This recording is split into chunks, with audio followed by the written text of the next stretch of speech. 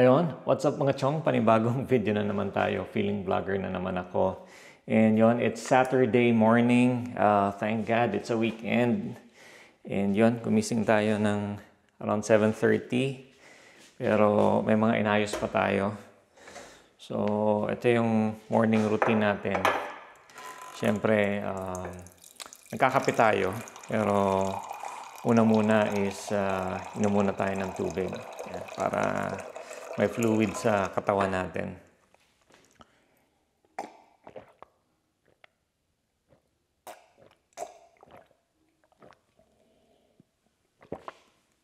Ayun, parang dehydrate tayo.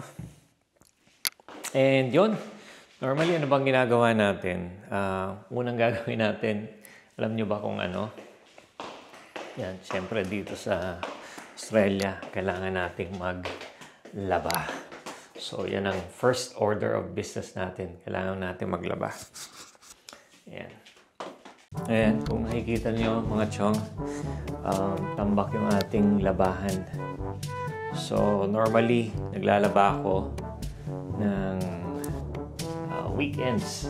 Yan, syempre, weekends natin ang kailangan labahan itong mga maduduming damit. So,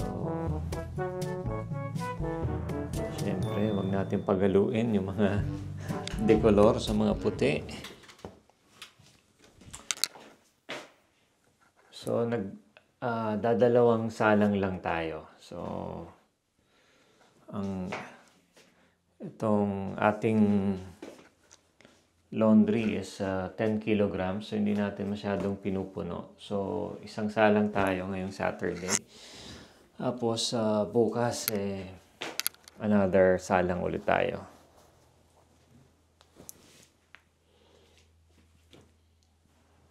Ayan.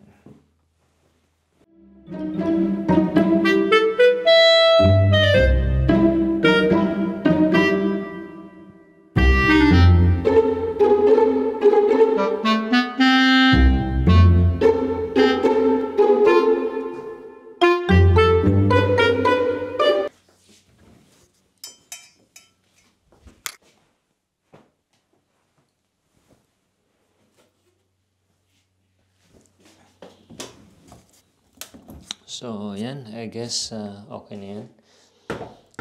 Hindi na natin kailangang punuin. On natin. And, kailangan natin ng freshener. Fabric conditioner. And yun, ito lang yung gamit natin mga chong dahil El Cheapo lang tayo dito. Pinakamura. I think if I'm not mistaken, wala pang $3 to. Earth Choice. I think pwede na yan kasi di naman tayo, di naman gaanong madumi yung mga damit natin. So itong Earth Choice, pwede na yan.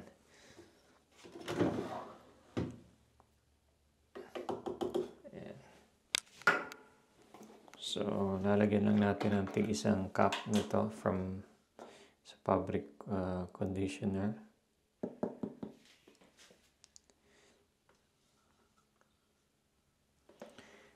And, yun, siguro mga 30 minutes. Quick 30. And, pwede na yan. Ayan, mga chong. Bago tayo kumain ng breakfast. Yan, fruits muna. Banana, pampalakas ang tuhod ng ating kinakain pag umaga muna. Kainom ng tubig, saging muna para madaling ma-digest.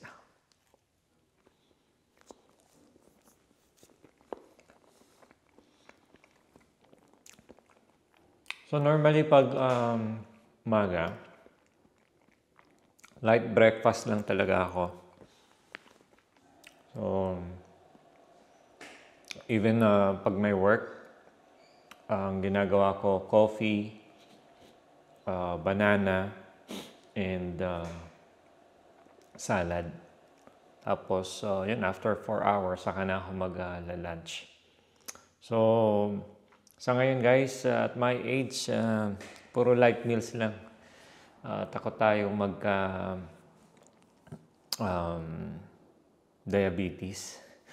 Takot tayong tumaas yung sugar, kaya ang ginagawa natin is puro light meals lang. Yan, tingnan natin kung anong may breakfast tayo dito. So, may niluto pa tayong kaning bahaw at saka yung niluto ni Tam. So, yun ang kakainin natin. Init muna tayo. Ayan, so init muna tayo ng mga tirang ulam. Ayan, so hindi porke nasa Australia tipid-tipid lang tayo mga chong. So actually kahit sa Pinas, ganun din lang naman tayo. Tipid-tipid lang. So, ayan. Init muna tayo ng ating brown rice. So, brown rice ang ginagamit natin kasi takot tayo sa diabetes. Although, sabi nila, same din lang naman kung brown rice or white rice in terms of sugar. Kaya, importante, konti rin lang yung rice natin. Ayan. Si Tam ang malakas kumain. Siyempre, growing kid. Tayo, lipas na. Hindi na tayo pwedeng maraming kumain. Else, tataas ang ating sugar.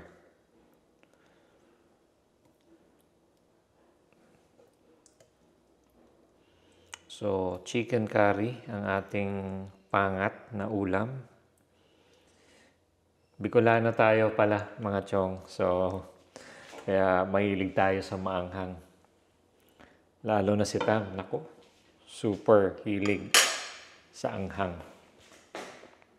Ayan, mahilig din pala ako mga chong ng chess. Ayan, from time to time, nag-chess kami ni Tam. And syempre gumagamit tayo nitong chess clock. Pero hindi tayo magaling mga chong. Ano lang, feeling. Ayan. So meron din tayong second chessboard. So nakagawa ako ng previous vlogs. Itong chess piece na to nakuha natin sa Royal Chess Mall. Ayan, online store from India. Relatively cheap pero yung quality niya is hindi siya cheap. Ayan. Nakakuha pa tayo ng replacement pieces doon sa merong crack. Ayan, 4 pieces. Pinadala nila for free. And ito namang chess board na to, nakuha natin online lang sa Facebook Marketplace. Ayan, dalawa yan.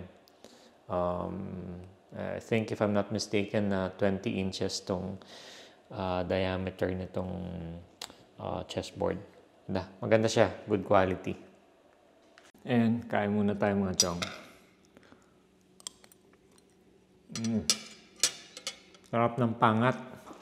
Pangat ng init. So, yun lang normally ang routine ko guys pag umaga, especially no Saturday. At tamad akong magluto So, init-init lang. Laba, map ng floor, and every Saturday pala nagpipingpong tayo. Merong club dito sa Perth, so mahilig tayo magpingpong. Ayan. Kailangan natin siyempre ng exercise.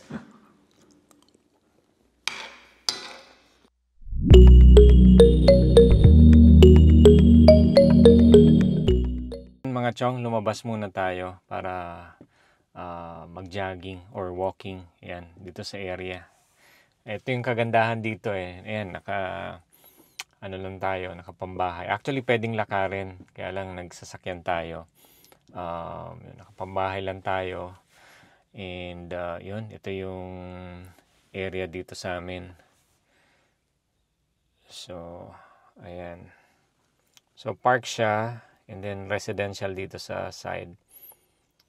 So, yan, magandang, normally pag hapon, dito tayo nag-walking.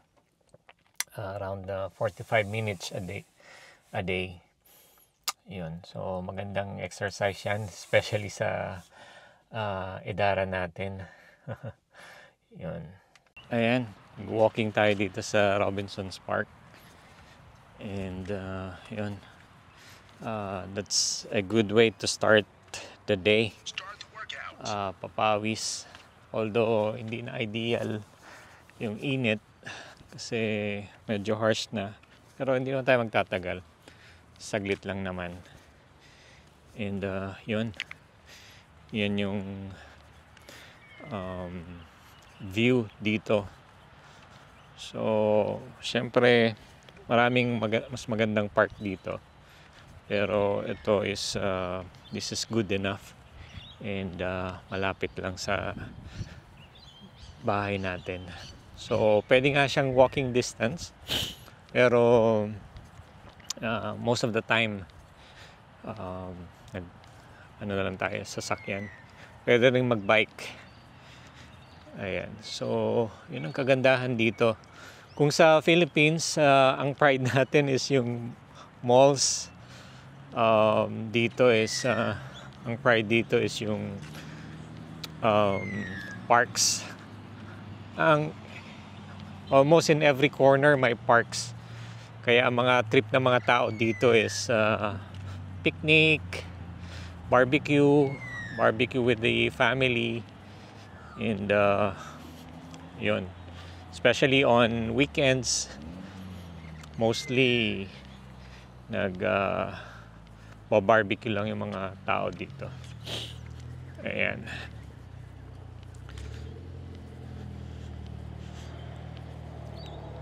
So this is just near the road. And yan, may malaking park dito. Laki ng mga puno dito, guys. Ayan.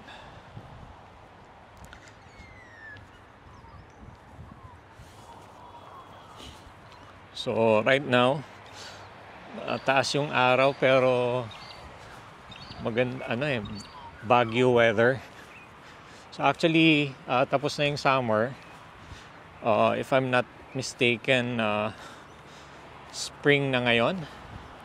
I'm not sure. Papalamig na siya.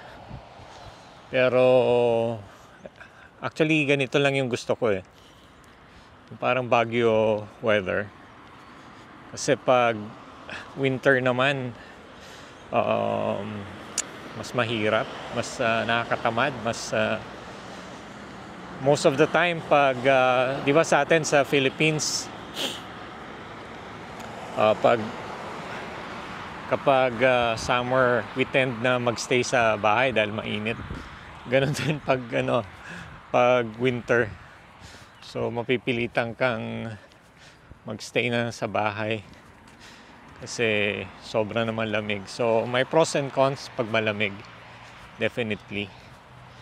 Baka mas gugustuhin mo pa yung sa Philippines na mainit compared kung super lamig naman. So kung yung Baguio weather, mga